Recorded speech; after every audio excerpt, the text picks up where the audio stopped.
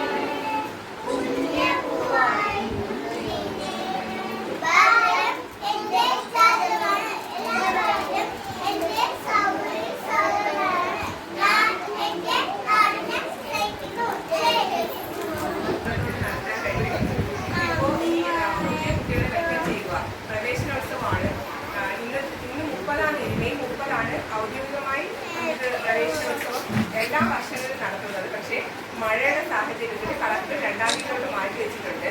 പക്ഷെ നമ്മളാരും മാറ്റിയിട്ടില്ല. കാര്യം പിന്നെ 2-ാം തീയതി ആകുമ്പോൾ നമ്മളെ കുഞ്ഞു മക്കൾ സ്കൂളിൽ പോകുന്നവരെല്ലാം പോകും. അവർക്കുള്ള സർട്ടിഫിക്കറ്റ് വിതരണം കൂടെ ഇത് നടക്കുന്നതുകൊണ്ട് നമ്മൾ ഇന്ന് തന്നെ ഈ പ്രോഗ്രാം നമ്മൾ എങ്ങനെയാണോ കണ്ടക്ട് ചെയ്തത് അതുപോലെ തന്നെ നടത്താൻ തീരുമാനിച്ചു. പിന്നെ എന്താണ്, തുടർന്ന് ഇവിടെ നിന്ന് സ്കൂളിലേക്ക് പോകുന്ന കുഞ്ഞുങ്ങളുടെ പാരൻസ് ഉണ്ട്. അവരിൽ നിന്ന് തുടർന്നും ഇതുപോലുള്ള സഹകരണങ്ങൾ പ്രതീക്ഷിച്ചുള്ളൂ. നിങ്ങൾ ഞങ്ങളോടൊപ്പം നിൽക്കണമെങ്കിൽ ഞങ്ങൾക്ക് നിങ്ങളോട് പോകാൻ പറ്റുള്ളൂ. അല്ല, സഹകരണം എല്ലാ രീതിയിലുള്ള സഹകരണം, നിങ്ങളുടെ സഹകരണത്തോടു കൂടി മാത്രമേ മുന്നോട്ട് പോകാൻ പറ്റുള്ളൂ. നമ്മളിത്രയും മുൻകാലങ്ങളിൽ എന്നതുപോലെ ഞാൻ വന്നിട്ട് എനിക്ക് ചെയ്യാൻ കഴിഞ്ഞിട്ടുണ്ടെങ്കിൽ അത് നിങ്ങളുടെ ഓരോരുത്തരുടെ സഹകരണം കൊണ്ടാണ്. അത് ഉറപ്പായി പറയാൻ ഒരാൾ നിന്നാൽ എനിക്കൊന്നും ചെയ്യാൻ പറ്റില്ല. എല്ലാ സെന്ററിലും സഹകരണത്തോടുകൂടി, പാരൻസിന്റെ സഹകരണത്തോടുകൂടി, നാട്ടുകാരുടെ സഹകരണത്തോടുകൂടി തന്നെയാണ് ഒരു സെന്റർ പോവേണ്ടത്. പക്ഷെ ഇവിടെ അത് കൃത്യമായി നടക്കുന്നു. എല്ലാ സെന്ററുകളിലും പറ്റിയില്ലെങ്കിൽ ഇവിടെ ഏജൻസിയുടെ സഹകരണം അത്രയും നന്നായിട്ടുള്ളതുകൊണ്ട് ഇവിടെ നന്നായിട്ട് നമുക്ക് ചെയ്യാൻ കഴിയുന്നുണ്ട്. പിന്നെ എൻ്റെ കടമ എന്നുവന്ന് സ്വാഗതം ചെയ്ത അടുത്തുള്ളതാണ് നമ്മുടെ പ്രിയപ്പെട്ട ward councillor Shrimati Padma madam. വന്നിട്ടില്ല എങ്കിലും ഞാൻ സ്വാഗതം ചെയ്തു. അടുത്തതായി സ്വാഗതം ചെയ്ത നമ്മുടെ ALMC മെമ്പർ സുനിൽ ചേട്ടനെയാണ്. സ്നേഹത്തോടുകൂടി സ്വാഗതം ചെയ്തു.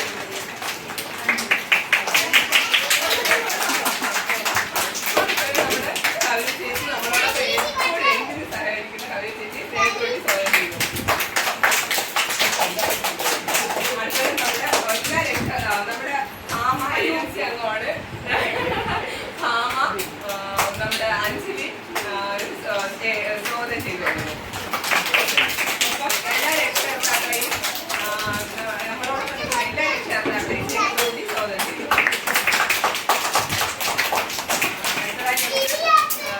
കൗൺസിലർ വരാൻ ഇച്ചിരി താമസിക്കും.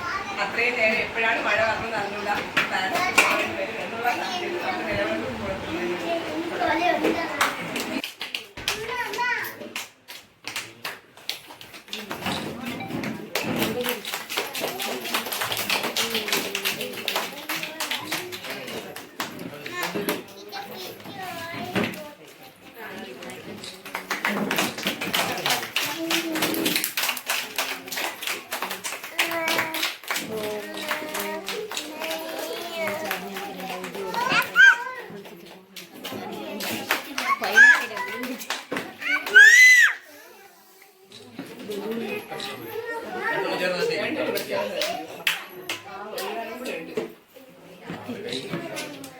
കൈ വരില്ല, അതുകൊണ്ട് ആ കൈ വന്ന് പകരം അതുകൊണ്ട് അവനെ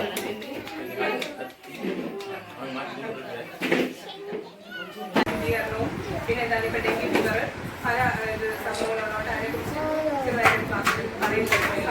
ക്ലാസ്സല്ല, നമുക്കൊരു അവയർനെസ് തരുന്നതിന് വേണ്ടി കല ചേച്ചി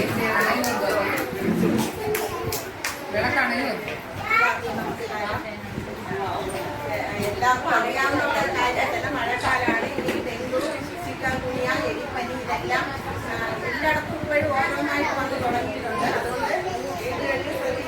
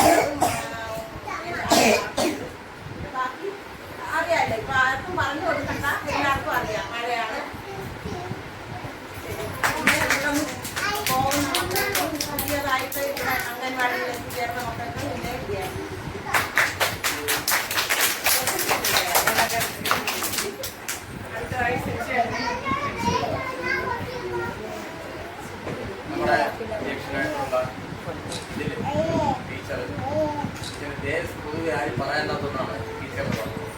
ആശാവർക്ക് രക്ഷകർത്താക്കൾ കുട്ടികൾ നമ്മുടെ ഈ 3 വർഷം അല്ലെ നേഴ്സിംഗ് 3 വർഷം കഴിഞ്ഞാണ് നമ്മൾ സ്കൂളിലേക്ക്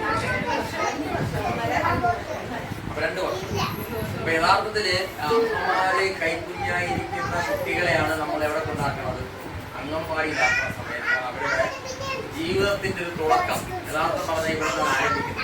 ശീലങ്ങൾ അല്ലെ, ശീലങ്ങൾ അവര് കൃത്യസമയത്ത് ഭക്ഷണം കഴിക്കുന്നത്, ടോയ്ലറ്റിൽ പോകുന്നത്, കൈ കഴുകുന്നത്, ഇതൊക്കെ നമ്മളെ വീട്ടിൽ ചിലപ്പോൾ ശ്രദ്ധിച്ചില്ലെങ്കിലും ഈ അംഗൻവാടികളിൽ കൂടെയാണ് അവർ ശ്രദ്ധിച്ചിട്ട് ഇനി അവരുടെ ജീവിതം മുന്നോട്ട് കൊണ്ടുപോകുന്നത്. ഇവിടെ നിന്ന് കിട്ടിയ 1-2 വർഷക്കാലം കുട്ടികൾക്കുള്ള ആ ഒരു അറിവും ആ ഒരു ഇതുമാണ് ഇനി നമ്മൾ സ്കൂളിൽ കുട്ടികൾ മാറ്റുക. പക്ഷെ ഇതിന് നമ്മൾ ഈ രക്ഷകർത്താക്കൾ പ്രോത്സാഹനം കൊടുക്കുന്നതാണ്. പല വീട്ടിലും ഈ കുട്ടികൾക്ക് ഇപ്പോൾ ടീച്ചർ ചേച്ചി പറഞ്ഞതുപോലെ അസുഖം ഉണ്ടാവുന്ന ഒരു കാരണം അറിയാമോ? ഈ തുണി നനച്ച് വീട്ടിനകത്ത് കളയാം. നമ്മളെ മുറിക്കുള്ളിൽ ഒരു കാരണം വെച്ചാൽ തുണി നനച്ചിടാൻ പാടില്ല. നമ്മളാണെങ്കിൽ നേരെ ഡോക്ടർമാർക്ക് അതാണ് ഏറ്റവും കൂടുതൽ കുട്ടികൾക്ക് പനിയുണ്ട്. കാരണം ഈ വെള്ളത്തിന്റെ അംശം അവിടെ പടർന്ന് ചുമലിൽ കൂടെ കുട്ടികൾക്ക് അതുണ്ടാക്കിയ അസുഖമാണ്. അപ്പൊ നമ്മൾ ഈ മഴക്കാലത്ത് തുണികൾ വിരിച്ചിട്ട് പലരും കുളിക്കകത്ത് അശകൾ കെട്ടി അതിനകത്താണ് വിരിച്ചിടുന്നത്. അത് നമ്മൾ ഒഴിവാക്കണം. രണ്ടാമത് ഈ ഭക്ഷണ പദാർത്ഥങ്ങൾ ഫ്രിഡ്ജിൽ വെച്ചിട്ട് കുട്ടികൾ അത് വലിയ അസുഖങ്ങൾ. ഇത് 2 കാര്യങ്ങളുണ്ട്. പിന്നെ നമ്മൾ വളരെ ശ്രദ്ധിക്കേണ്ടത് നമ്മൾ ഈ കാലത്ത് കുട്ടികൾ മുട്ടായി തിന്നാലും ഈ കൈ കഴുകിട്ട് തിന്നാനുള്ള ശീലം പഠിക്കുന്നത്. പഴം കഴിക്കുന്നുണ്ടോ? എല്ലാവരും പഴം കഴിക്കാൻ കണ്ടിട്ടില്ല എന്ന് പറയാമോ? മിക്കവാറും തൊലി തുരിച്ച് കയ്യിൽ പിടിക്കാതെ കയ്യിൽ പിടിക്കുക. അപ്പൊ ഏറ്റവും കൂടുതൽ കയ്യിൽ പൊടിയുണ്ട്. അപ്പൊ പഴം എന്ന് പറഞ്ഞാൽ അതായത് ഒരു സ്മൂത്തായ വസ്തുവാണ്. അതിനകത്ത് പിടിക്കുമ്പോൾ കയ്യിലെ പൊടി മുഴുവനെ പഴുത്ത് പിടിക്കാതായി കഴിച്ച് അത് ഒരു കാരണവശാൽ നമ്മൾ കുട്ടികൾ താമസിക്കും. അവർ ആ പഴം ഉരിഞ്ഞു തന്നെ കഴിക്കാൻ വേണ്ടി. ഇങ്ങനെയുള്ള കാര്യങ്ങൾ ഒരു 12 വയസ്സ് വരെ നമ്മൾ ഡോക്ടർമാരെ ചോദിച്ചു പറയും. 12 വയസ്സ് വരെ കുട്ടികളെ നമ്മൾ ഇങ്ങനെ ശീലം പഠിപ്പിച്ചാൽ അവര് ഒരു 10-60 വയസ്സ് വരെ അവർക്ക് ആരോഗ്യമുള്ളതാണ്. അത് ഈ മുടി നരയ്ക്കുന്നതിൻ്റെ ഒരു കാര്യം പലർക്കും ഒരു 35 വയസ്സാകുമ്പോഴേ മുടി നരയ്ക്കുന്നു. അതിന്റെ കാരണം എന്നറിയാമോ? ഇന്ന് നിങ്ങളെയൊക്കെ അമ്മമാരെ ഒരു കാലഘട്ടത്തിൽ അവർ എണ്ണ തേച്ചായിരിക്കും എപ്പോഴും എന്നാണ് നമ്മളൊരു ഡോക്ടറുമായിട്ട് ബന്ധപ്പെട്ട് നോക്കാൻ വേണ്ടി 12-13 വയസ്സ് വരെ കുട്ടികൾക്ക് തലയിൽ നല്ലവണ്ണം എണ്ണ തേച്ച് കുളിപ്പിച്ചാൽ അവർക്കൊരു 60 വയസ്സായാലും മുടികൾ നരയ്ക്കില്ല. മുമ്പ് പ്രായത്തിലാണ് മുടി നരച്ചത്. ഇന്ന് അങ്ങനെയല്ല. ആരോഗ്യ പ്രശ്നത്തിന്റെ പേരിൽ മുടി നരച്ചിരിക്കുന്ന ഇതൊക്കെ നമ്മൾ പറയാൻ കാരണം ഇതൊന്നും കുട്ടികൾക്ക് ഇപ്പൊ ചെയ്യാൻ പറ്റുന്നല്ലോ. നമ്മളാണ് ചെയ്യിപ്പിക്കേണ്ടത്. നമ്മൾ ചെയ്യിപ്പിക്കേണ്ടതാണ്. നമ്മൾ പറഞ്ഞത് കുട്ടികൾക്ക് അറിവ് വരുമ്പോൾ അവരുടെ ഈ കാലഘട്ടം മുഴുവൻ കഴിയും. അപ്പൊ നമ്മള് അമ്മമാര് ആണ് കുട്ടികളെ കൂടുതൽ ശ്രദ്ധിക്കേണ്ടത്. അപ്പൊ കുട്ടികൾക്ക് ഇപ്പൊ നമ്മൾ പണ്ടൊക്കെ അച്ഛനമ്മമാര് തിന്നുന്ന ഭക്ഷണം എടുത്ത് കുട്ടികൾ കൊടുക്കും. നല്ലതാണ് ഇപ്പൊ കൊടുക്കണമെന്ന് പറയില്ല ഒരിക്കലും. പക്ഷെ നമുക്ക് അസുഖം ഉണ്ടെങ്കിൽ അത് കൊടുക്കാത്ത മതി. നമുക്ക് പനിയുണ്ട്, നമുക്ക് എന്തെങ്കിലും അസുഖം ഉണ്ടെങ്കിൽ നമ്മൾ കഴിക്കുന്ന വസ്തുവിൽ നിന്ന് കുട്ടികൾക്ക് വാരി കൊടുക്കാതിരിക്കണം. അത് കൊടുക്കണം പറയാൻ പാടാത്ത വസ്തുവാണ്. എങ്കിലും നമുക്കൊരു അസുഖം ഉണ്ടെങ്കിൽ അത് കൊടുക്കാതിരിക്കണം. ചില കുട്ടികൾക്ക് അസുഖം ഉണ്ടെങ്കിൽ പോലും അവർക്കും അതിൻ്റെ ആളെ ഇളയതോ മൊത്തം ഉണ്ടെങ്കിൽ ഇതൊക്കെ നമ്മൾ ഇപ്പോഴത്തെ ആരോഗ്യ സംവിധാനത്തിൽ കൂടി നമ്മൾ ചിന്തിക്കേണ്ട കാര്യങ്ങളാണ്. വസ്ത്രങ്ങൾ നമ്മൾ അതും വളരെ ശ്രദ്ധിക്കേണ്ട കാര്യങ്ങളാണ്. ഈ കുട്ടികളെ സംബന്ധിച്ച് ഒരു ദിവസം കൂടുതൽ ഇടാൻ താമസിക്കില്ല. അവർ ഇന്നിടുന്ന വസ്ത്രം നാളെ രാവിലെ കഴുകി വെയിലത്ത് അത് ഉണക്കി നമ്മൾ മാറ്റി അത് ഉള്ളിയിടണം. ഇത് 2 ദിവസം കിട്ടുന്ന ഭാഗമാണ്. അപ്പോൾ നമ്മൾ പറയാൻ കാരണം നിങ്ങൾ ആശുപത്രിയിൽ പോകുന്ന സമയത്ത് ഏറ്റവും കൂടുതൽ രോഗികളായിട്ടുള്ളത് 2 വിഭാഗം. ഒരു 12 വയസ്സിന് താഴോട്ടുള്ളത്, പിന്നെ 60 വയസ്സിന് മുകളിൽ.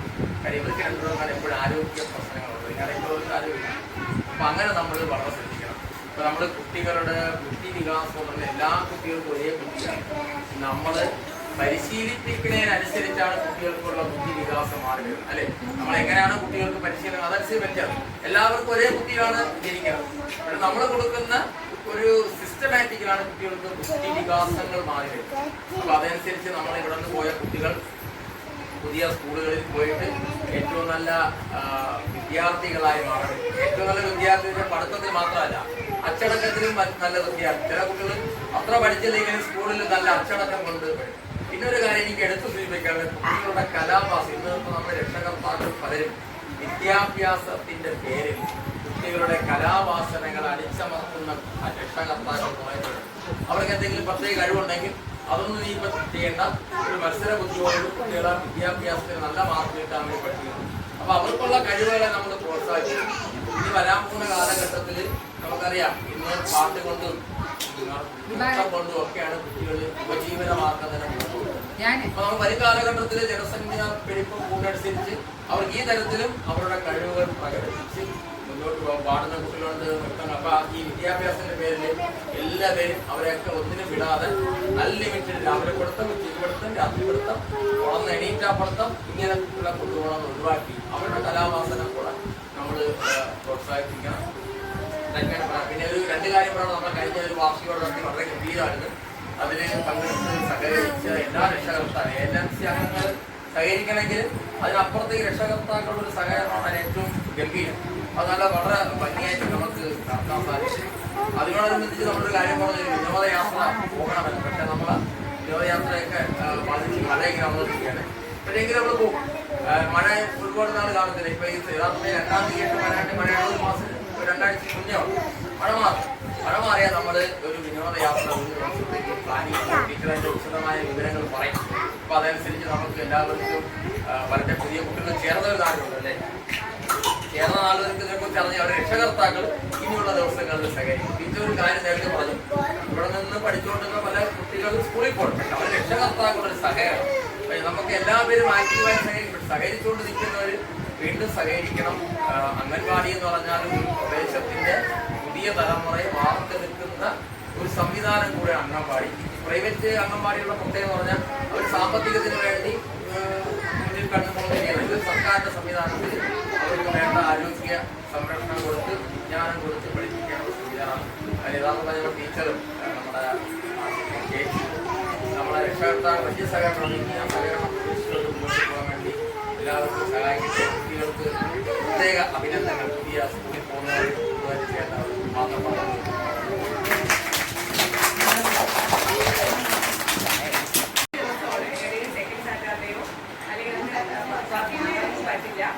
അംഗൻവാടി പ്രവർത്തന ദിവസമാണ്. ഏതെങ്കിലും ഒരു അവസരത്തിൽ പറയാം. പാരന്റ്സിന്റെ എല്ലാവരും സഹകരണം ഉണ്ടെങ്കിൽ നമുക്ക് പോകാൻ കഴിയും. സന്തോഷത്തോടുകൂടി നമ്മുടെ ഈ ട്രിവാൻഡ്രത്തിനകത്തുള്ള എവിടെയും പാരന്റ്സിന്റെ കാര്യത്തിൽ അഭിപ്രായങ്ങളോ എന്തെങ്കിലും നമുക്ക് എന്തെങ്കിലും ചേഞ്ച് ചെയ്യണം, ഇങ്ങനെയല്ല അങ്ങനെ ചെയ്യാൻ അഥവാ എന്തെങ്കിലും തിരുത്താനുണ്ടോ അല്ലെങ്കിൽ ചെയ്തത് നന്നായോ, പിന്നെ വേറൊരു അഭിപ്രായം കൂടി പറയാം. സ്കൂളിൽ പോകുന്നത് ഇവിടെ ഇരുന്ന് പഠിച്ച് സ്കൂളിൽ പോകുന്ന കുട്ടികൾക്ക് ഇവിടെ നിന്നും എന്തെങ്കിലും മാറ്റങ്ങൾ ഉണ്ടായോ, പുതിയ കുട്ടികൾ വന്നത് ഇവിടെ ഉള്ളത് ഇപ്പോൾ ഉള്ളത് അവർക്ക് എന്തെങ്കിലും ചെയ്യിച്ചുകൊണ്ട് ഇവിടെ വന്നതിന് ശേഷം ഇതെല്ലാം നിങ്ങൾക്ക് സംസാരിക്കാം. പറയുന്നത്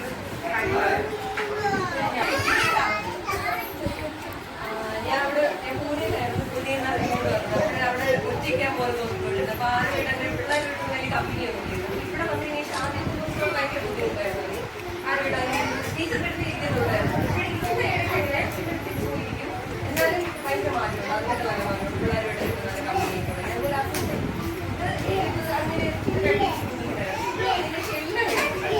എല്ലാം ഫുഡ് കഴിക്കും. അതൊക്കെ ഭയങ്കര നല്ല മാറ്റമാണ്. മനസ്സിലായി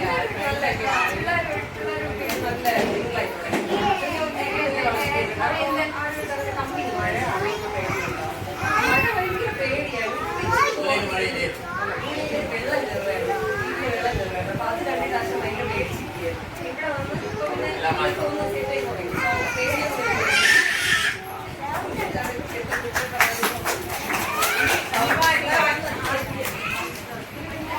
പിന്നെ ഞാൻ പറഞ്ഞതാണ് 9 അംഗൻവാടി റോളാണ് നാട്ടിലേക്കുള്ളത്.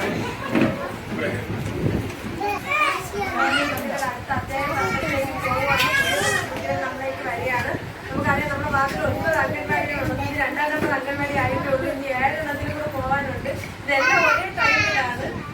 ഇങ്ങനെ ഓരോരുത്തർ ടീച്ചർ പറഞ്ഞാൽ അവിടെ പ്രതീക്ഷയോടുകൂടി നമ്മൾ വരുമെന്നുള്ള പ്രതീക്ഷയിൽ വിളിച്ചുകൊണ്ടിരിക്കുകയാണ്. അതുകൊണ്ടാണ് ഇപ്പം 2ാം നമ്പർ അംഗൻവാടിയിൽ 1ാം നമ്പറിൽ കഴിഞ്ഞിട്ടേ ഉള്ളൂ. അപ്പം നമ്മളിപ്പം പുതിയതായിട്ട് വന്ന മക്കൾക്കും ഇനി പുതിയ അധ്യയന വർഷത്തിൽ നമ്മൾ സ്കൂളിലേക്ക് പോയി പുതിയ പാഠ്യപദ്ധതികൾ പഠിക്കാൻ പോകുന്ന നമ്മുടെ കുഞ്ഞുമക്കൾക്ക് എല്ലാ ആശംസകളും നേരുകയാണ്.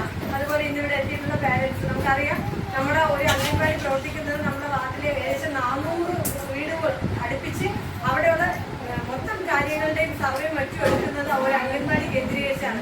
ഒരുപക്ഷെ പ്രത്യക്ഷത്തിൽ അവർ പ്രവർത്തനം എന്ന് പറയുന്നത് അംഗൻവാടിയിലേക്ക് മാത്രം ഒതുങ്ങിയിരിക്കുന്നതാണ് പൊതുജനങ്ങൾക്ക് കരുതുന്നത്. പക്ഷെ ഏറ്റവും കൂടുതൽ സർവേ നമ്മുടെ നാടിന്റെ രാജ്യത്തിന്റെ സർവേ രേഖപ്പെടുത്തുന്നത് കാര്യങ്ങൾ കൃത്യമായി രേഖപ്പെടുത്തി കൊടുക്കുന്നത് ഒരു അംഗൻവാടി ടീച്ചറും അവരുടെ കേന്ദ്രീകരിച്ച പ്രവർത്തനങ്ങളുമാണ്. നമുക്കറിയാം നമ്മുടെ ഈ കുഞ്ഞുമക്കൾ ഒരു അമ്മ പ്രഗ്നന്റ് ആവുന്നത് മുതൽ അവരുടെ കുഞ്ഞിന് 18 വയസ്സാകുന്നത് വരെ ആ കുഞ്ഞുങ്ങളുടെ കാര്യങ്ങൾ എല്ലാ തരത്തിലും ശ്രദ്ധിക്കപ്പെടുന്ന ഒരു മേഖലയാണ് അംഗൻവാടിയുടെ മേഖല, ICDSന്റെ മേഖല. അപ്പം നമുക്ക് കുട്ടികൾക്ക് ആവശ്യമായ പോഷകാഹാരങ്ങൾ നമുക്കറിയാം. പ്രഗ്നന്റ് ആവുന്ന ലേഡിക്ക് ഇപ്പം മാതൃവന്ദന എന്ന് പറയുന്ന കേന്ദ്ര സർക്കാരിന്റെ ഒരു സ്കീമുണ്ട്. ആദ്യത്തെ പ്രസവത്തിൽ 5000 രൂപ, രണ്ടാമത്തെ പ്രസവത്തിൽ 6000 രൂപ, പ്രഗ്നന്റ് ആണെങ്കിൽ 6000 രൂപ കിട്ടുന്ന ഒരു സ്കീം.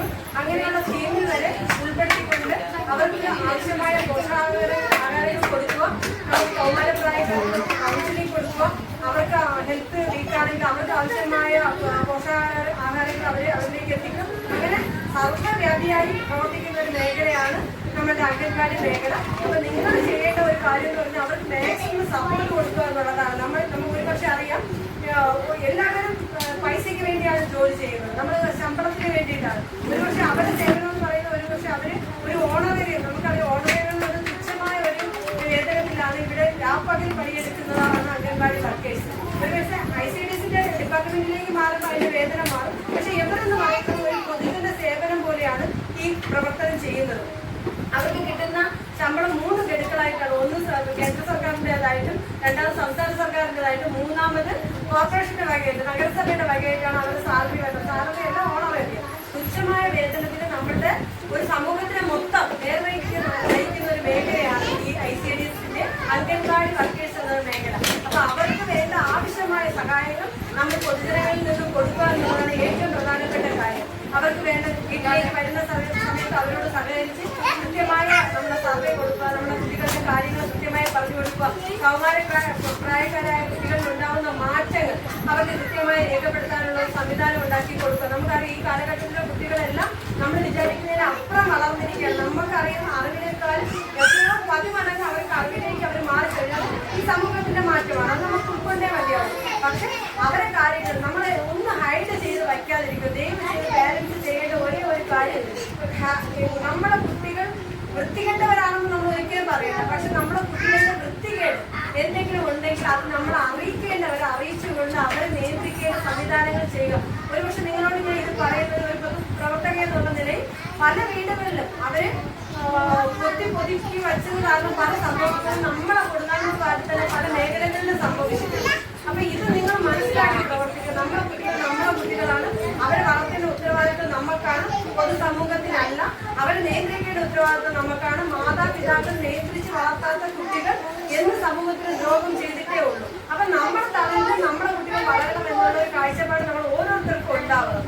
അത് എന്ത് തെറ്റ് ചെയ്താലും അവർ തിരുത്തപ്പെടേണ്ട ഉത്തരവാദിത്തപ്പെട്ടവരാണ്. നമ്മൾ അടി കൊടുക്കേണ്ടത് അടി കൊടുത്ത് തന്നെയാണ് നമ്മൾ കുട്ടികളെ വളർത്തേണ്ടത്. നമ്മൾ ഒരു അടി കൊടുക്കുന്ന കുട്ടികൾ ഒന്നും ചെയ്യുന്നത് കുഞ്ഞിനാളുടെ കുഞ്ഞിന് അടി കൊടുത്ത് തന്നെയാണ് നമ്മൾ കുട്ടികളെ വളർത്തേണ്ടത്.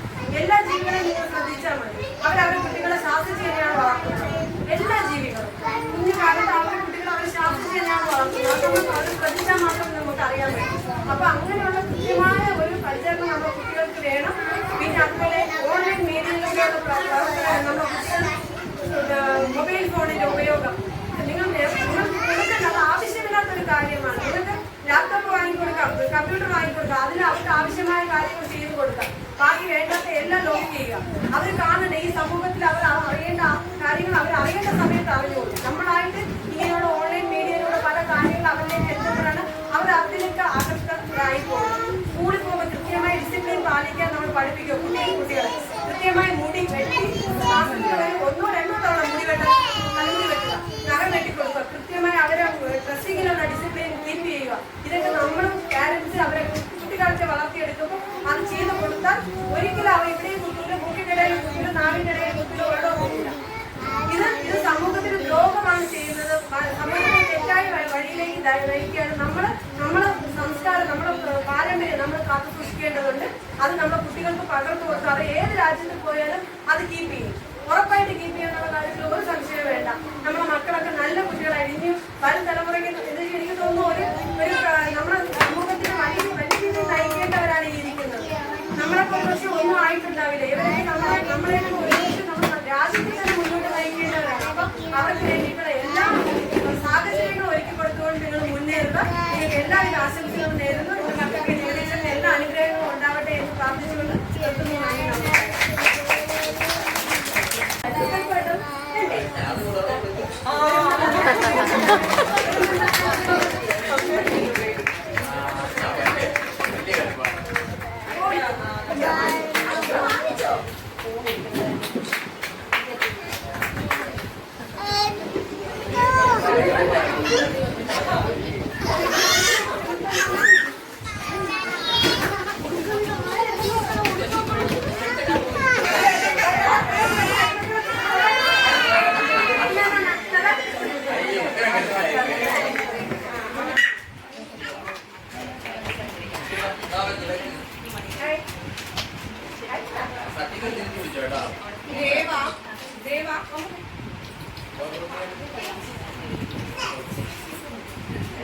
ശരണ്യ എടുത്തിട്ടില്ല, അത് അയച്ചു എടുത്താണ് ശരണ്യ.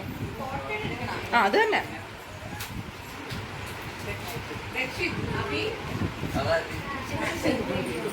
അവന്ന് വാങ്ങി